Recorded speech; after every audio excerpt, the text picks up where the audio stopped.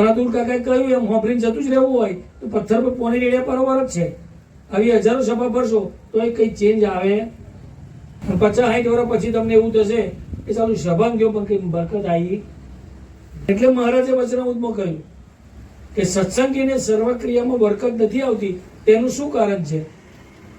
આટલી સભાઓ ભર્યા પછી હોય, આટલા સારા ફ્રેન્ડ રાખ્યા પછી હોય. ફ્રેન્ડ હોય આપણે કેવા કરી નાખીએ, આપણા મળતિયા હોય એવા જ, આપણી આ કરે આપણને સેટ થાય એવા જ ભાઈબંધો શોધી નાખીએ.